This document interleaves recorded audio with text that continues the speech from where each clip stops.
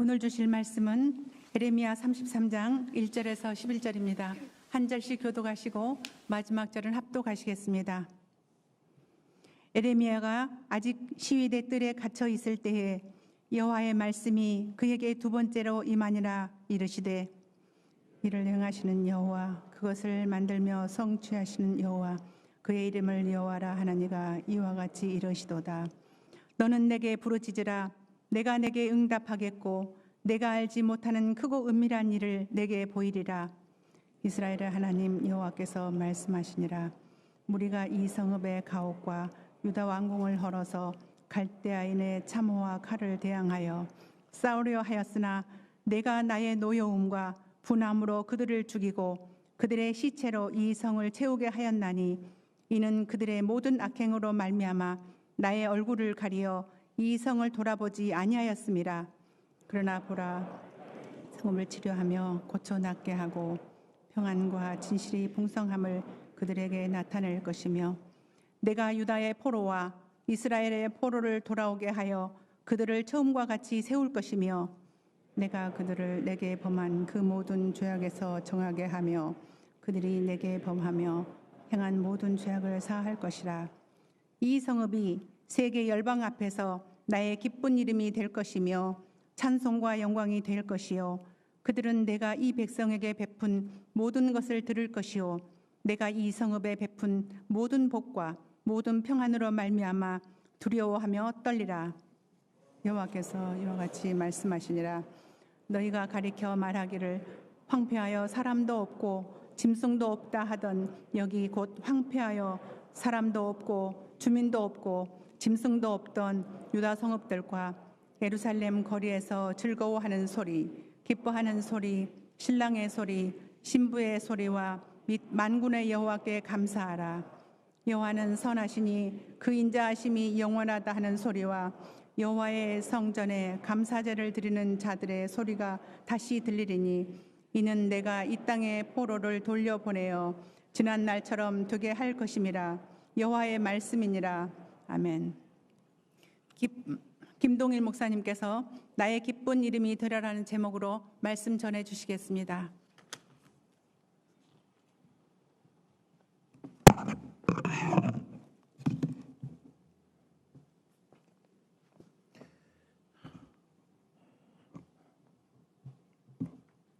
기도하겠습니다. 하나님, 주의 말씀은 내 발의 등이요 내 길의 빛이라 말씀하셨습니다.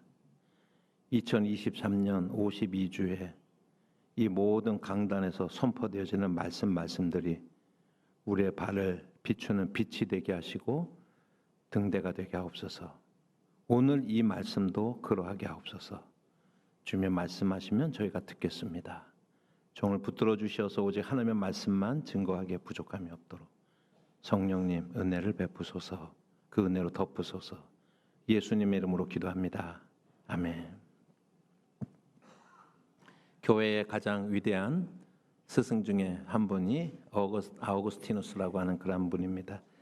아우구스티누스는 크리스찬들의 윤리에 대해서 가르쳤는데 그 아우구스티누스의 그 윤리학을 가르쳐서 사랑의 윤리학이다라고 이렇게 이야기를 합니다.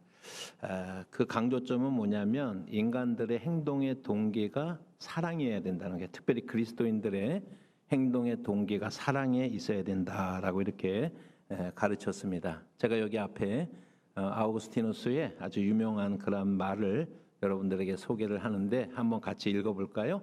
사랑하시오. 그리고 당신들이 원하는 것을 하시오.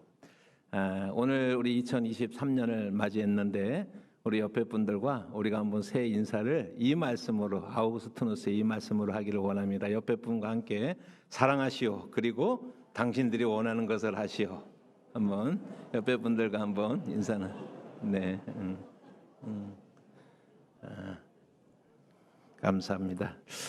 이렇게 사랑이 동기가 되어서 무엇을 행하라. 그리고 나서 이제 그 안에서 마음껏 행하라라고 하는 아우구스티누스의 이 가르침 속에는 아주 위험한 요소가 있습니다.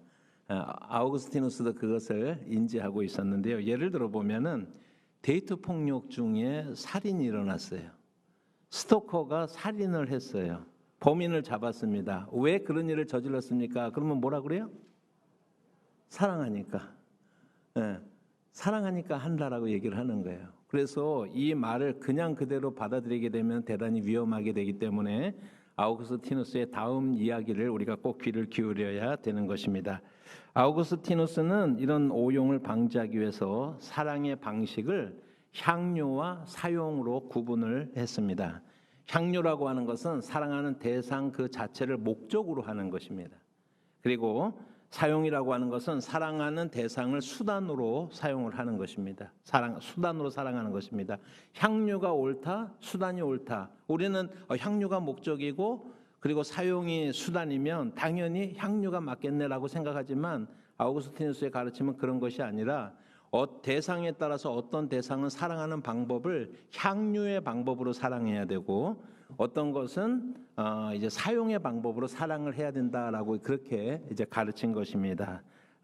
여러분 그러면서 아우구스티누스가 말하는 것은 인간은 하나님은 향유하는 방식으로 사랑해야 됩니다라고 얘기해요.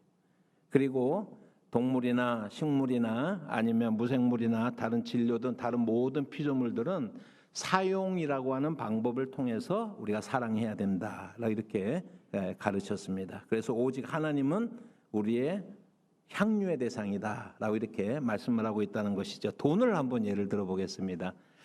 돈이 나쁜 것입니까? 돈이 좋지요. 제가 돈 좋아할 것 같아요? 예, 좋아하죠. 좋아합니다. 너무 노골적으로 제가 표정을 지었나요? 돈이 얼마나 유용합니까? 제가 묻습니다. 돈이 하나님입니까? 아니죠.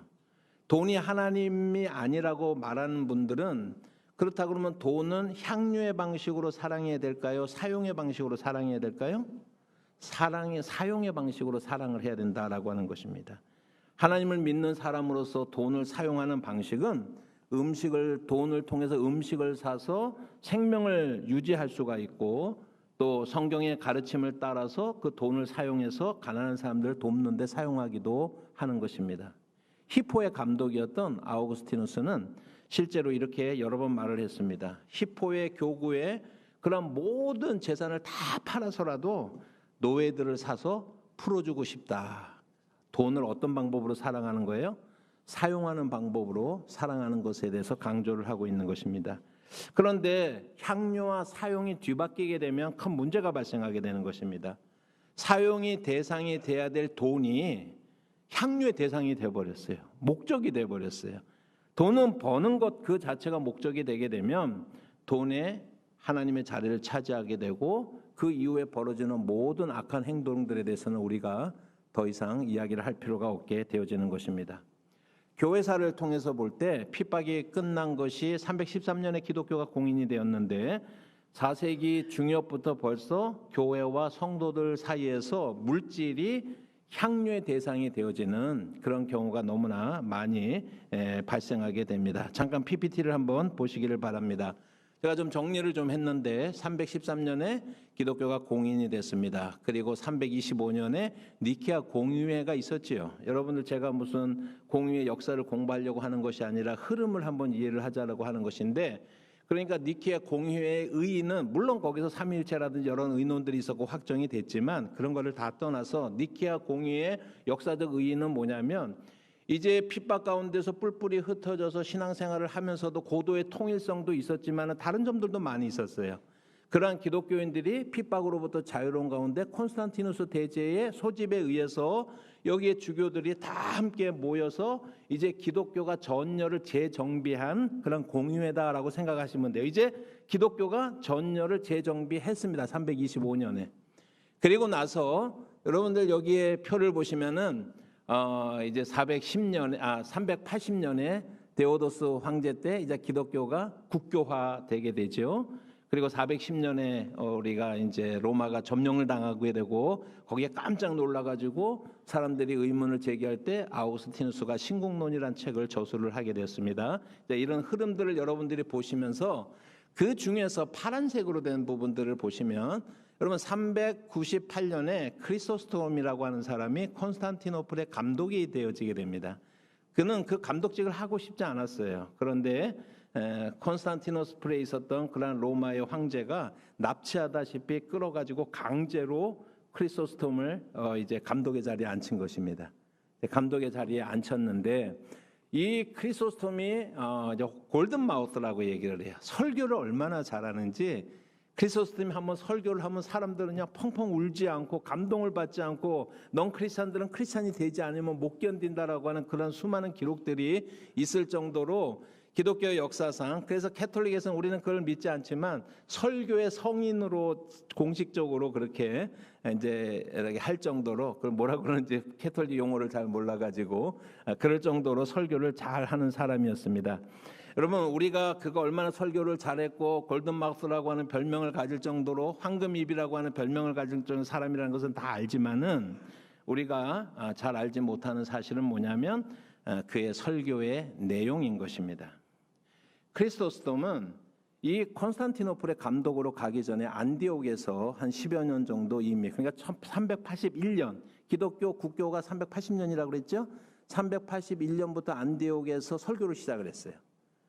설교를 시작을 했고 그리고 398년에 콘스탄티노플로 가게 됐는데 그의 설교의 대부분이 뭐냐면 부패한 교회와 부패한 귀족들이 하나님의 이름을 사용해서 그들의 사욕을 채우는 그런 교회와 귀족들의 부패에 대해서 신랄하게 비난을 하는 것이 그의 설교의 대부분이었다라고 하는 것입니다. 그 이야기는 한번 잘 보세요. 여러분 니케아 공의를 통해서 기독교가 전열을 재정비한 게 325년인데 불과 거기로부터 381년부터 설교를 시작했다라는 얘기는 근데 그때부터 부패에 대해서 얘기했다라고 하는 얘기는요 50년 사이에 기독교가 어떻게 됐어요? 엄청난 부패의 늪에 빠져 있었다라고 하는 것을 우리가 알 수가 있습니다. 여러분 50년 전 그럼 여기 있는 대부분의 분들이 우리 기억이 뻔히 나잖아요, 그죠? 50년 전에 겨우 공인이 됐고 이제 우리가 핍박을 면하게 됐고 그리고 니케아 종교회의를 했는데 근데 이게 웬일입니까? 무슨 일이고 이게? 그렇게 급격하게 그들이 부패한 교회 모습이 부패하게 된 것은 황제가 이제 세금을 받지 않았기 때문에 교회에 대해서는 면제를 해줬고요. 그리고 또 산당이 아니라 그 로마 시대 때 그 수많은 그런 그 신전뿐만 아니라 거기에 속한 전당 같은 경우를 교회에다가 증여하는 경우가 많았기 때문에 교회가 단번에 부자가 됐어요. 단번에 부자가 됐습니다. 뿐만 아니라 여러분 313년 이전에는 크리스찬이 되기 위해서는요 자기 목숨을 걸어야 되는 상황이 많이 발생하지 않았습니까? 그런데 313년 이후에는요 313년에는 기독교 믿어야 된다 그러지 않았어요. 콘스탄티노스가 그냥 기독교인이 돼도 괜찮다라고 자유령을 포고한 것이었거든요. 그런데 벌써 눈치 빠른 귀족들이나 눈치 빠른 사람들이 황제가 지금 마음이 기독교에 가 있는 것 같아. 그러니까는요 그때 벌써 수많은 사람들이 이제는 뭐 하기 위해서요? 출세하기 위해서 뭐가 돼야 되는 거예요? 크리스천이 돼야 되는 그런 상황이 그들을 그렇게 순식간에 부패와 타락의 길로 몰고 가게 되었다라고 하는 것을 말을 합니다. 그런 가운데서 크리소스톰이 그들의 부패에 대해서 참된 교회 모습에 대해서 설교를 계속해서 했었던 것입니다. 결과가 어떻게 됐을까요? 부패한 성직자들과 크리소스톰을 영입해 왔던 유독시아라고 하는 그러한 그 황후가 결탁을 해가지고 크리소스톰을 추방을 합니다. 자세하게는 이제 2번 추방을 하는데 그래서 추방 당한 채로 크리소스톰이 쓸쓸하게 죽어갔습니다. 우리가 그렇게 잘 아는 크리소스톰의 어떤 삶의 모습이었다라고 할 수가 있습니다. 여러분 그런 가운데서 또 이 부패에 대해서 대항을 하고 저항을 암브로시우스도 이제 물론 그랬고 그리고 아우구스티누스도 그런 가운데서 그 사랑의 윤리학이라고 하는 그것을 통해서 하나님은 향유의 대상이지 하나님을 사용의 대상으로 삼는 것은 잘못된 것이다 라고 하는 것을 그런 배경 속에서 말하고 있는 것입니다. 그래서 교구나 아니면 개인들이 하나님의 이름으로 그렇지만 실제로는 그들이 부유함을 추구하고 명예를 추구하고 권력을 추구하기 위해서 여러분 기독교인이 되는 행태에 대해서 또 여전히 기독교인이 되고 나서도 그런 행태에 머무르는 것에 대해서 신랄한 비판을 가한 것입니다. 그래서 이 아우구스티누스는 이렇게 말을 한 것입니다. 그의 윤리학의 핵심은 거기서부터 나오는 것입니다. 하나님은 인간에게 향유의 대상이지 사용의 대상이 되어서는 안 된다라고 하는 것을 말하고 있습니다. 여러분, 크리소스톰이나 암브로시우스 얘기는 안 했지만 암브로시우스나 그 다음에 아우구스티누스와 같은 그러한 교부들, 끊임없이 그들은 올바른 성경의 가르침과 그 원리를 외쳤음에도 불구하고 기독교는 어떻게 됐어요? 그들의 가르침을 따르지 않았습니다. 시류가 바뀐 거예요. 우리의 오직 경배의 대상이요, 우리의 기쁨의 대상이요, 우리의 향유의 대상이요, 우리 인생의 목적이신 그 하나님을 출세를 위해서 사용하는 수많은 그러한 경우들을 보면서 기독교 역사는 누더기가 된 것입니다. 사랑하는 성도 여러분, 아우구스티누스가 가르쳤던 향유와 사용의 이 대원칙은 오늘날에 유용할까요? 유용하지 않을까요? 오늘날에도 여전히 유용한 것입니다. 신앙생활을 우리가 잘 한다라고 보여지는 어떤 사람들이 있습니다. 그런데 조금만 구체적으로 들여다보게 되면 그 사람은 사실은 하나님을 향유하는 것이 아니라 하나님을 사용하는 것임을 볼 수가 있습니다. 예를 드는 거예요. 특정인을 뭘 얘기하는 것은 아니고 그냥 예를 들 때 여러분 내려놓았어요. 그랬더니 제가 그 책을 얘기하는 건 아니고 내려놓았더니 채워지더라라고 하는 것입니다. 그러니까 그 다음에는 어떻게 하고 싶어요? 더 내려놓고 싶어요. 왜요? 더 채워놓을 거니까. 자, 이것이 하나님을 향유하는 거예요? 하나님을 사용하는 거예요? 만약에 이런 분들이 간증을 하고 다닙니다. 성공 사례들을 얘기하고 다닙니다. 그럼 우리는 아멘으로 화답합니다. 여러분은 하나님을 향유하고 있습니까? 사용하고 있습니까? 쉽지 않은 문제들을 우리들에게 제기하고 있다라고 하는 것을 우리가 생각을 해야 된다라고 하는 것입니다. 여러분, 우리는 실제로는 하나님을 사용하면서 그래서 우리는 자부심을 가지고 하나님을 향유하는 것처럼 착각하는 경우가 얼마나 많아요. 우리 교회는 송구 영신 예배를 드리지 않았지만은 지구촌의 우리 한인교회들 또 한인 선교사님들 교회, 이민교회들에서 송구 영신 예배를 많이 드리고 너무나 귀한 일이라고 생각을 합니다. 여러분, 그때에 말씀 뽑기라고 하는 것을 합니다. 말씀 뽑기. 자, 말씀을 뽑았는데 신명기 28장 15절의 말씀을 뽑았어요. 제가요. 내가 만일 내 하나님 여호와의 말씀을 순종하지 아니하여 내가 오늘 내게 명령하는 그의 모든 명령과 규례를 지켜 행하지 아니하면 이 모든 저주가 내게 임하여 내게 이를 것이다. 내가 이런 말씀 뽑았어요. 이런 거 들어보신 적 있어요? 없어요? 왜 없어요? 통에 없거든요. 통에 없어. 그런 말씀 자체가요. 그냥 귀에 듣기 좋고 우리 마음에 위로가 되는 말씀 잔뜩 넣어놓고서요. 근데 너무나 재밌는 광경이요. 딱 놓고서요. 또 성도님들이 얼마나 진지하게 기도하는지 몰라요. 오래 주시는 하나님의 말씀. 이게요. 꽝이 없는 뽑기하고 똑같은 거예요. 꽝이 없음이야 이게.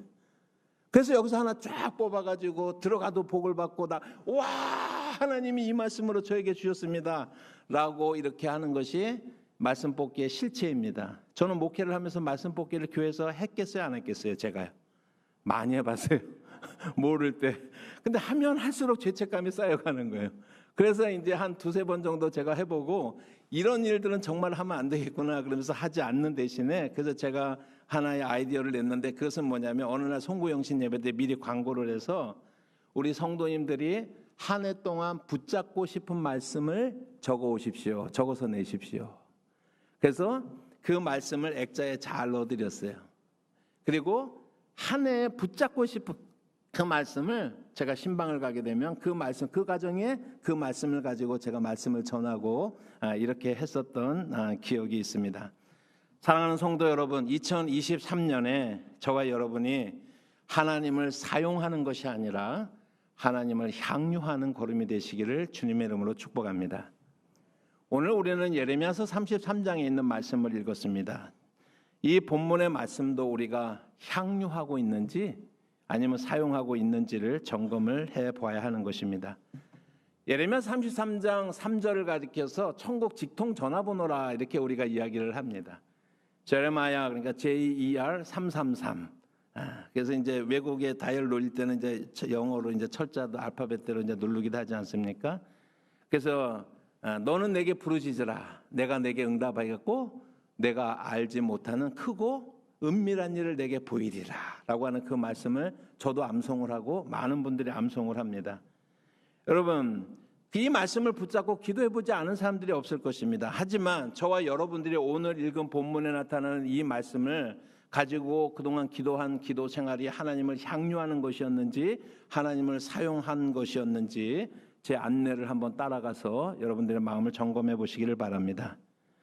직전에 2주 전에 설교에서 제가 새 언약에 대해서 설교를 하면서 예레미야서 30장부터 33장은 무슨 책이라고 그랬어요? 위로의 책이다라고 이렇게 말씀을 이미 드렸습니다. 한번 표를 한번 보시기를 바랍니다. 위로의 책이라고 하는 것은 예레미야 전체를 이렇게 양파라고 생각하면요, 가장 심장부에 해당하는 부분이 위로의 책이다라고 하는 것을 금방 알 수가 있죠. 여러분, 위로의 책이 이전에 1장부터 29장까지 있는 말씀에 의하면은요, 신랄하게 유다는 뽑히움을 당할 것이고 파멸되고 반드시 망할 것이고 뿐만 아니라 하나님께서 긍휼을 베푸시기엔 이미 너무 늦었어. 그래서 너희들이 바벨론 느부갓네살에게 항복하는 게 더 좋아. 돌아올 생각도 하지 마. 거기에 집을 짓고 살아. 결혼도 해. 막 이렇게 막 29장까지 이렇게 막 저주가 퍼부어지고 있습니다. 그리고 위로의 책 다음 부분에 보면은 실제로 그것이 어떻게 느부갓네살이 쳐들어와서 이제 어떻게 이스라엘이 귀족들과 많은 사람들이 이제 포로로 끌려가게 되고 남아있는 난민들 중에서 또 많은 사람들이 애굽으로 도망가서 거기서 난민 생활을 하게 되고 그러한 이야기들이 이제 실제로 나와 있습니다. 그러니까 그런 가운데 주어져 있는 것이 예레미야 30장부터 33장인데 하나님께서는 예레미야서를 왜 말씀을 하셨냐면 30장부터 33장 말씀하시기 위해서 예레미야서를 주셨다라고 할 수가 있습니다. 여러분, 이 예레미야 30장부터 34장의 말씀을 주시기 위한 하나님의 마음이 살짝 드러나는 것이 있는데 그것이 예레미야 29장에 있습니다. 예레미야 29장 11절부터 13절까지 한번 말씀을 보도록 하겠습니다. 11절부터 13절까지 같이 읽어볼까요? 여호와의 말씀이니라. 너희를 향한 나의 생각을 내가 아나니 평안이요 재앙이 아니니라. 너희에게 미래와 희망을 주는 것이니라. 너희가 내게 부르짖으며 내게 와서 기도하면 내가 너희들의 기도를 들을 것이요 너희가 온 마음으로 나를 구하면 나를 찾을 것이요 나를 만나리라. 지금 1장부터 29장까지 예레미야서 내용이 다 뭐라고 그랬어요? 이 망할 놈, 망할 거야. 절대 안 돼. 너는 반드시 무너질 거야. 포기해. 항복해. 막 이렇게 막 이제 나갔었잖아요. 그죠? 근데 부모의 마음이 자식을 향해서 준엄하게 꾸짖기는 하지만 부모의 마음속에 깊은 그 마음을 감출 수가 있어요, 없어요? 하나님이 예레미야서 1장부터 지금 29장까지 준엄하게 그 유다 백성을 꾸짖으면서 하나님의 마음에 그냥 자기도 모르게 이렇게 들킨 것이 29장에 있는 그 말씀이에요. 그러면서 이렇게 말씀하는 거예요. 아들아, 너를 향한 내 마음은 너를 곤란하게 하는 것이 아니라 재앙을 내리는 것이 아니라 내 진짜 마음은 너에게 평안을 주는 거야. 네가 돌아와야지. 더 뻣뻣해요. 그러면 어떻게 해요? 더 심하게 말을 하지만 마음으로 통곡은 더 애통함이 더 심하게 있는 것입니다. 여러분, 하나님의 가장 깊은 마음은 무엇이었냐면 예레미야서를 통해서 가장 깊은 마음은 무엇이었냐면 그 유다 백성들에게 이스라엘에게 평안을 주기를 원하시는 것입니다. 그 평안의 약속의 말씀이 29장에 살짝 비추고 나서 30장부터 33장에서 이제 위로의 말씀을 본격적으로 주고 있는 것이다라고 할 수가 있습니다. 여러분, 30장부터 33장까지의 말씀을 보면 너희들이 포로로 잡혀가지만 그러나 반드시 돌아올 것이다. 그리고 하나님께서 약속하십니다. 너희는 내 백성이 될 것이고 나는 너희 하나님이 될 것이다 라고 하는 약속을 여전히 주십니다. 그런데 그 30장부터 33장의 위로의 책에 또 가장 중심부가 뭐냐면 지난번에 이야기했었던 31장 31절부터 34절의 새 언약에 관한 이야기예요. 그러니까 예레미야서 전체의 심장과도 같은 부분이 뭐냐면 예레미야서 33장, 31장, 31절부터 34절까지의 새 언약에 관한 이야기입니다. 34절까지지만 이제 우리 31장 31절의 말씀 우리가 지난주에 봤기 때문에 우리 확인 차원에서 한번 읽어보십니다. 여호와의 말씀이니라 보라 날이 이르리니 내가 이스라엘 집과 유다 집에 새 언약을 맺으리라 말씀합니다.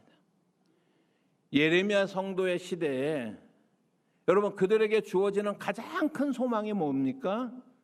새 언약에 관한 그러한 소망입니다. 이 새 언약의 주인공이 누구예요? 사실은요 예수 그리스도예요. 결국엔 예수 그리스도 이야기를 실제로 하고 있는 것입니다. 그 피로써 이루실 새 언약의 이야기들에 대해서 우리가 지난번 말씀을 통해서 보지 않았습니까? 이 말씀은 더 큰 문맥에서 보면은요 창세기에서 아브라함에게 주셨던 언약이고 다윗의 언약이기도 하고 우리가 오늘 보지 않았지만 이사야서의 언약이기도 하고 그리고 예레미야 언약이기도 하고 이 말씀은 신약에 가서 예수께서 십자가의 죽으심으로 견고하게 세워지는 것입니다. 이 견고한 하나님의 구원의 계획 속에서 이 본문들이 읽어져야 된다라고 하는 것입니다. 단언하건대 오늘 저와 여러분들이 어떤 상황 속에서도 예수보다 더 큰 소망이 없다라고 하는 사실을 믿으시기를 바랍니다. 예수 그리스도야말로 우리의 가장 큰 소망이 되시고 그리고 그 예수면 됩니다. 그럼 그렇게 고백하는 저와 여러분이 되시기를 주님의 이름으로 축복합니다. 오늘 읽은 본문의 말씀 예레미야서 33장 2절과 3절 말씀도 위로의 책의 부분이죠. 한 부분이죠. 그 생각을 하면서 우리가 읽어야 되는 것입니다. 자, 이제 우리가 이 유명한 말씀을 한번 읽어보겠습니다. 예레미야서 33장 여러분 2절과 3절 말씀 같이 한번 읽어보겠습니다. 시작. 이를 행하시는 여호와 그것을 만들며 성취하시는 여호와 그의 이름을 여호와라는 이가 이와 같이 이르시도다. 너는 내게 부르짖으라 내가 내게 응답하겠고 내가 알지 못하는 크고 은밀한 일을 내게 보이리라.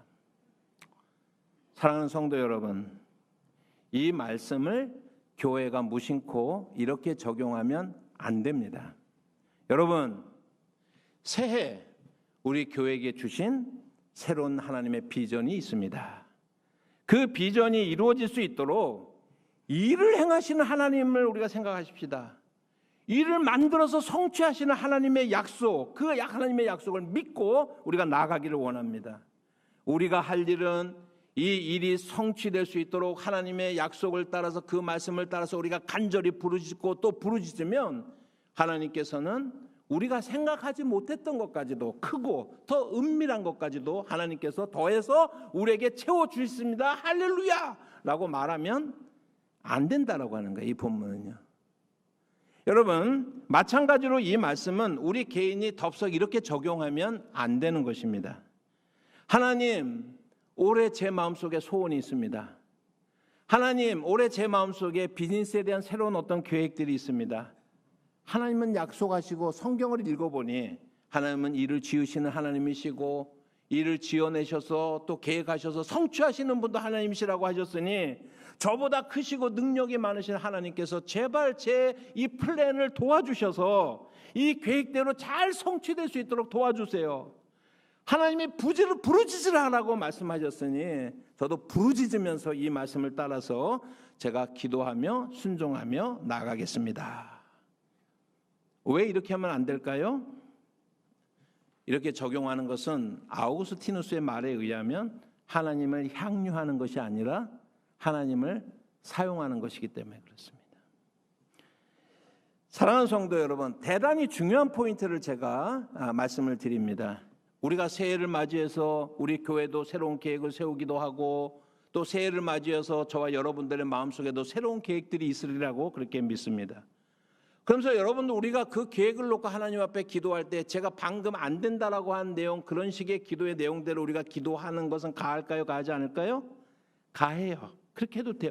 사실 우리 그렇게 해도 돼요. 그렇게 해도 되는데 그러나 그런 기도를 예레미야서 33장 2절에 말씀하신 것처럼 예레미야서 33장 3절의 말씀을 붙잡고 우리가 이렇게 기도합니다. 그것은 안 된다라고 하는 거예요. 왜냐하면 그 본문은 그런 의미가 아니기 때문에 그렇습니다. 그 의미가 전혀 아니기 때문에 그렇습니다. 하나님은 사용의 방법으로 사랑하는 것이 아니라 오직 향유의 방법으로 사랑해야 되는 것입니다. 그렇다면 예레미야서 33장 2절과 3절의 말씀을 가지고 우리가 하나님을 향유한다는 것은 어떤 것일까라고 하는 것을 우리가 말씀을 나누겠습니다. 먼저 문맥을 통해서 우리가 봐야 되는 것입니다. 여러분, 아까 말씀드린 것처럼 예레미야 전체의 가장 핵심이 뭐라고 그랬어요? 31장 31절부터 34절의 새 언약에 관한 이야기입니다.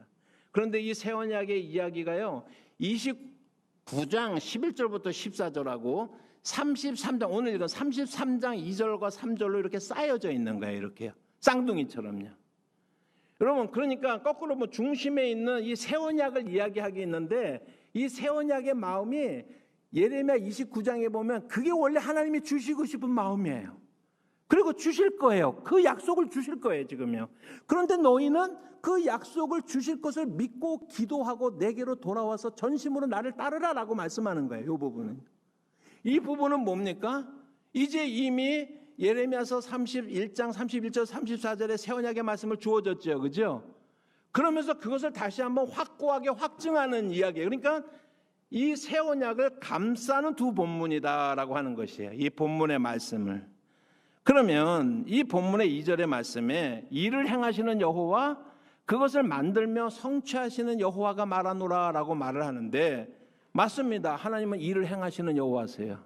맞습니다. 하나님은 그것을 만들어서 성취하시는 여호와세요. 문제는 뭡니까? 그 일이 뭐예요? 내 계획이요?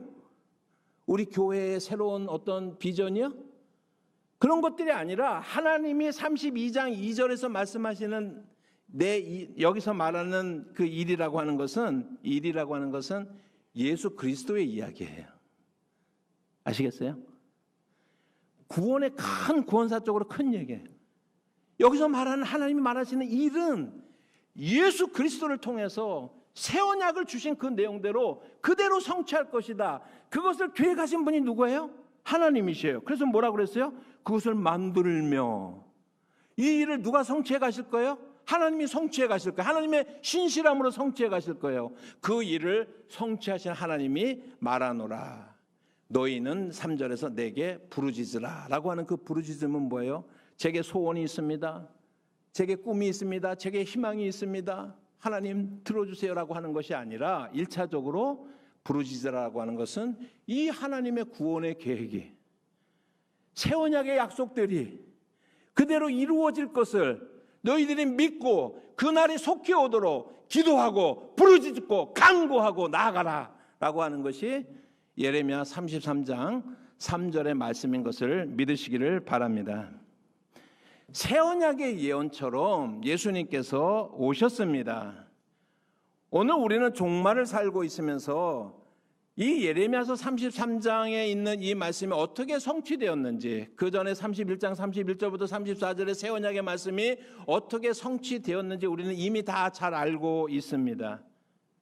그 좋으신 하나님을, 그 하나님의 단단하고 견고한 하나님의 구원 계획 속에 우리가 포함되어 있음으로 인하여서 우리가 무엇을 더하는 것이 아니라 그 은혜로 인하여서 우리가 하나님의 계획 가운데서 그 구원을 혜택자가 되었다라고 하는 그 사실에 대해서 마음껏 기도하고 기뻐하고 마음껏 향유하고 여러분 마음껏 즐거워하는 것이 예레미야 33장을 통해서 우리가 하나님을 향유하는 길이다라고 하는 것입니다.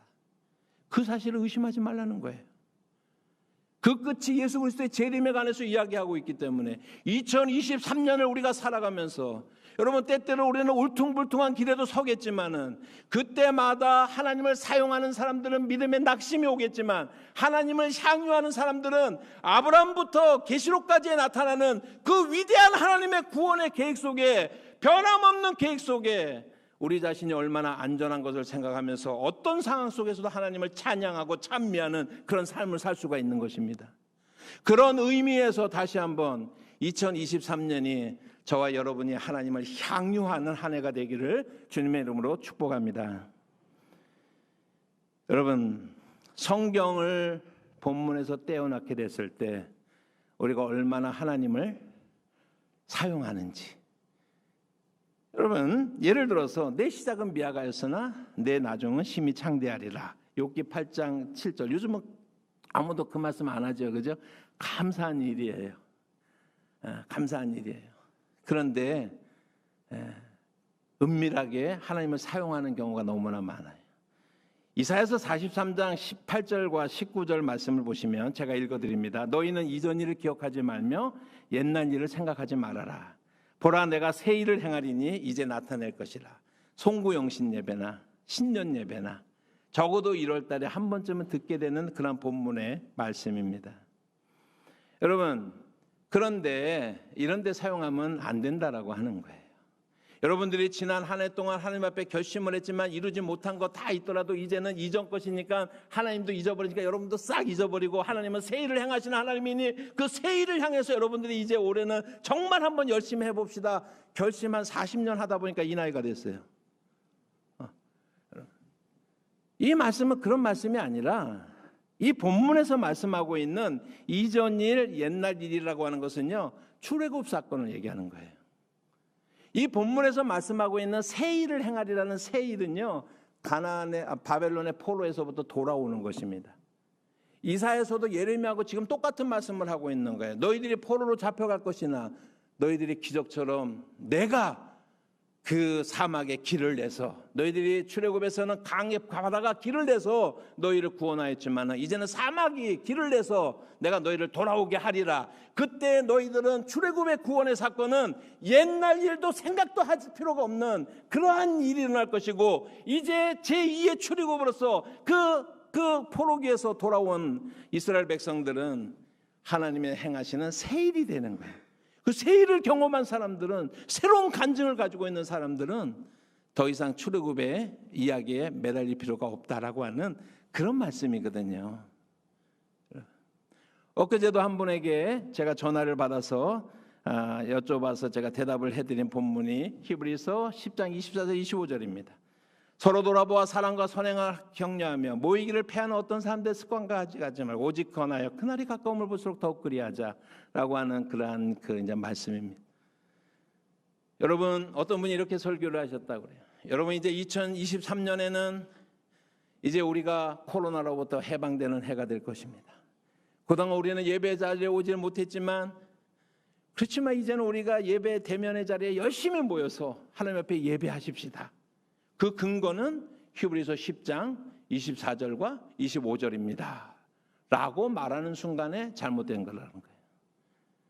여러분, 여기서 말씀하고 있는 서로 돌아봐 사랑과 선행을 격려하며 모이기를 패하는 사람들이라고 하는 그 모이기를 패한다라고 하는 것은 수요 예배, 특별 새벽 기도회, 주일날 대예배 대면으로 오는 것을 말하는 것이 아니고 이 말씀을 모이기를 패한다라고 하는 것은 하나님을 믿는 것을 더 이상 포기한 예수 그리스도를 배반하고 예수 그리스도를 떠난 믿음을 떠난 백슬라이딩한 그런 상황을 말해요. 어떤 사람들은 핍박이 좀 온다고 하나님을 떠나지만 그런 사람들의 모습을 따라가지 말고 주님의 재림의 약속이 확실한 사람들은 그럴 때일수록 더욱 우리가 힘써서 예수 그리스도의 은혜와 사랑과 그 약속관에 붙들려서 매여야 됩니다라고 하는 말씀이 이 본문의 말씀이라고 하는 거예요. 그 말씀을 가지고 우리는 코로나 이후에 팬데믹 이후에 대면 예배 열심히 드립시다라고 사용하고 있는 거예요. 자, 여러분, 이게 모든 것들이 다 하나님을 향유하지 못하는 것입니다. 여러분, 나는 기복신앙이 아니니까 저는 여기 계신 분들이 기복신앙을 가지고 있는 분은 한 분도 없다라고 생각을 해요. 번영의 신학을 여러분 맹종하는 분들은 한 분도 없다고 생각합니다. 여러분, 그러니까 괜찮을까요? 아니요. 안심할 수 없어요. 왜냐하면 이런 잘못된 해석들이 여전히 우리 가운데 있잖아요. 그래서 말씀을 공부해야 되는 거예요. 말씀을 알아야 되는 거예요. 우리가 끊임없이 그 말씀의 진짜의 의미를 우리가 추구해야 비로소 우리는 하나님을 사용하는 것이 아니라 하나님을 향유할 수 있는 사람이 될 수가 있다라고 하는 것입니다. 여러분, 어떤 사람들은 의도적으로 하나님을 사용하는 사람들도 있습니다. 여러분, 그런 사람들은요 그냥 세상 사람들하고 똑같은데 그냥 예수라고 하는 얇은 판을 머리 위에다가 얇은 판을 얹고 살 뿐이에요. 여러분, 우리는 하나님의 굳건한 약속 위에 이미 서 있는 사람들이에요. 예레미야서에서 말씀하시는, 이사야서에서 말씀하시는 그 그 하나님의 길을 우리가 따르는 사람들인 것입니다. 2023년이 그런 의미에서 하나님을 향유하는 해가 되시기를 바랍니다. 하나님을 향유한다는 것에 대해서 제가 여러 가지로 이제 묵상하면서 이렇게 말씀을 준비하다가 마커스 찬양팀의 은혜라고 하는 그러한 그 찬양을 제가 지난 한 주간 동안 열심히 들었습니다. 유튜브를 찾아보니까 1시간짜리가 있더라고요. 1시간 동안 그 찬양만 반복되는 게 있더라고요. 그래서 운전하는 몇 순간마다 제가 그것을 틀어놓고 1시간 연속 듣기를 아마 이제 몇 번 계속해서 한 주 동안 이제 들었습니다. 그런데 이제 그러다 보니까 유튜브에 관심을 생기잖아요. 와, 이 찬양을 갖다가 뭐 수백만 명이 1시간 내내 틀어놓고 있구나라고 하는 것에 이제 놀랐어요. 그래서 댓글을 보니까는요 3,000개가 넘어가서 3,100개가 넘어갔습니다. 무심코 처음에는 제가 그 댓글들을 읽어나가기 시작했습니다.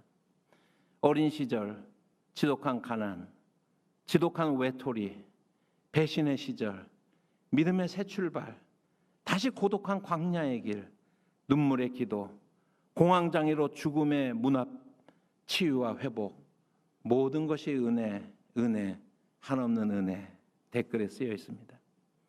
애들 아빠가 코로나로 천국에 갔습니다. 가시기 전에 밤낮으로 은혜 찬양을 듣곤 했습니다. 지금은 제가 밤낮으로 은혜 찬양을 듣고 있습니다.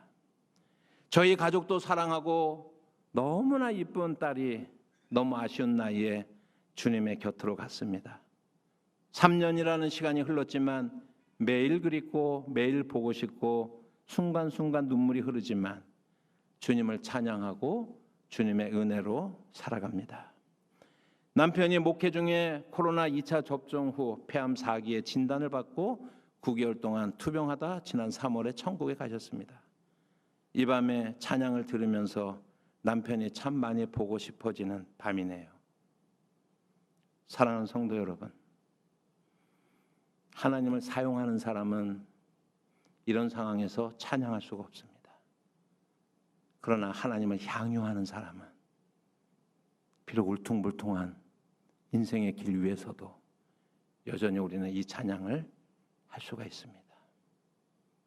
왜냐하면 하나님은 견고한 반석이시기 때문에 그분의 구원의 계획은 놀랍도록 견고하며 영원할 것이기 때문입니다. 내가 누려왔던 모든 것들이, 내가 지나왔던 모든 시간이, 내가 걸어왔던 모든 순간이 당연한 것 아니라 은혜였어. PPT를 한번 띄워주시면, 아침 해가 뜨고 저녁에 노을, 봄의 꽃향기와 가을의 열매, 변하는 계절의 모든 순간이 당연한 것이 아니라 은혜였어. 내가 이 땅에 태어나 사는 것, 어린아이 시절과 지금까지 숨을 쉬며 살며 꿈을 꾸는 삶, 당연한 것 아니라 은혜였어. 내가 하나님의 자녀로 살며 오늘 찬양하고 예배하는 삶, 복음을 전할 수 있는 축복이 당연한 것이 아니라 은혜였어. 모든 것이 은혜, 은혜, 은혜, 한없는 은혜. 내 삶에 당연한 건 하나도 없었던 것을 모든 것이 은혜, 은혜였어. 사랑하는 성도 여러분, 이것이 우리가 2023년에 예견되어지는 우리의 삶의 자리일 것입니다. 내 조건에 맞춰 주었기 때문에 하나님께 찬양하는 것이 아니라 어떤 상황 속에서도 하나님을 향유하겠습니다라고 하는 그런 고백으로 우리가 이 찬양을 같이 한번 할 수 있기를 바랍니다.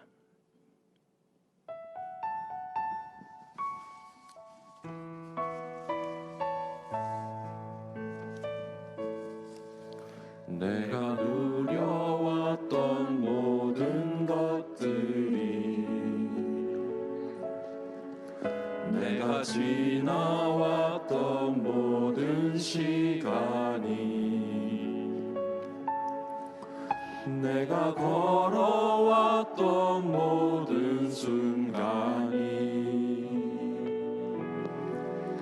당연한 것 아니라 은혜였소. 아침 해가 뜨고 저녁에 노을, 봄의 꽃향기와 가을의 열매, 변하는 계절의 모든 순간이 당연한 것 아니라 은혜였소. 모든 것이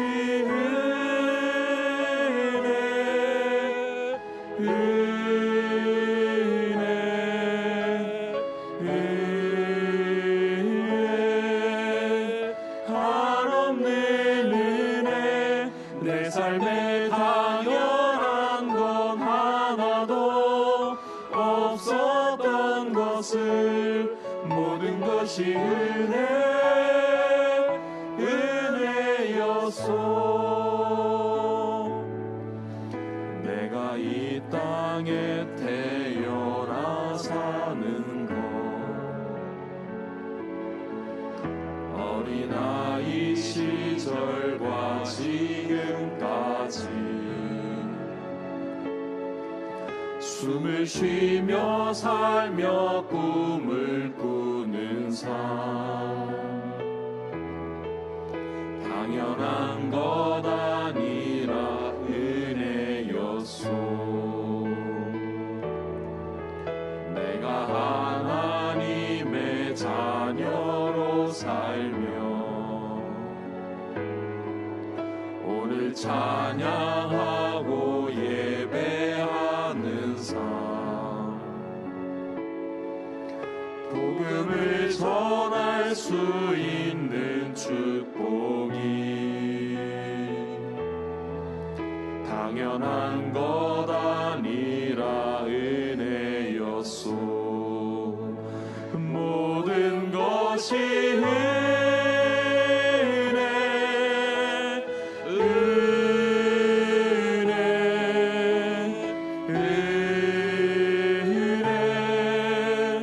한없는 은혜. 내 삶에 당연한 것 하나도 없었던 것을 모든 것이 은혜였소.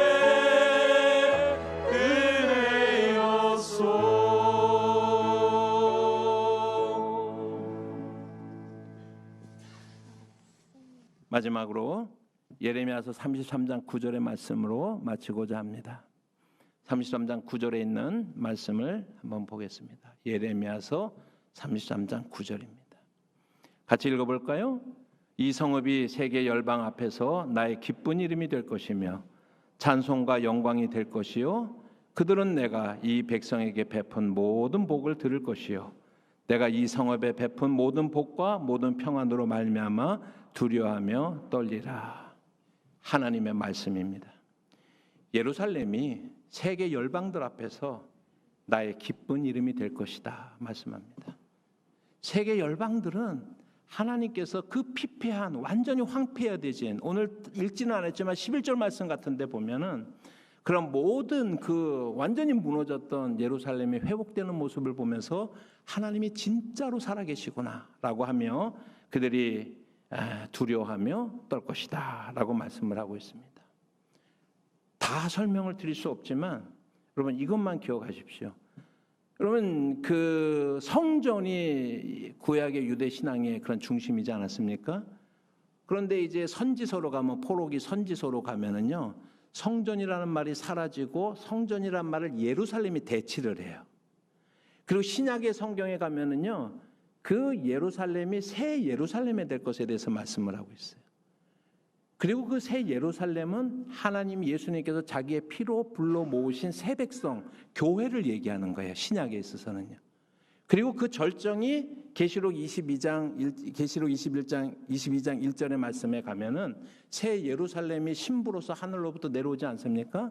그것은 우리가 죽은 이후에 가는 어떤 성을 말하는 것이 아니라 하나님의 나라의 신부로서의 그러한 교회, 그리고 저와 여러분은 그 교회의 한 멤버입니다. 그 일원인 것입니다. 그러니까 이 말씀을 가지고서 우리가 생각을 하면은, 여러분 예루살렘이 세계 열방 앞에서 나의 기쁨 이름이 될 것이다 라고 하는 말씀을 오늘 신약의 성도들은 이 말씀이 어떤 의미냐면, 저와 여러분이, 우리 교회가, 제가, 여러분이 세계 열방 가운데서 하나님의 기쁜 이름으로 기록될 것이다. 저와 여러분이 하나님의 기쁜 이름으로 기록될 것이다. 이것이 저와 여러분을 향한 변함없는 영원한 하나님의 계획입니다. 오늘 저와 여러분들이 그 약속 가운데 있는 것을 믿고 그 하나님을 향유하는 한 해가 되시기를 주님의 이름으로 축복합니다. 기도하겠습니다. 사랑하시는 하나님 아버지, 주님께서 우리에게 주시는 그 말씀을 하나님 믿습니다. 하나님을 향유하는 기쁨을 누립니다. 하나님을 향유하는 자유함을 누립니다. 2023년에도 우리로 하나님을 향유하는 삶이 되게 하옵소서. 예수님 이름으로 기도합니다. 아멘.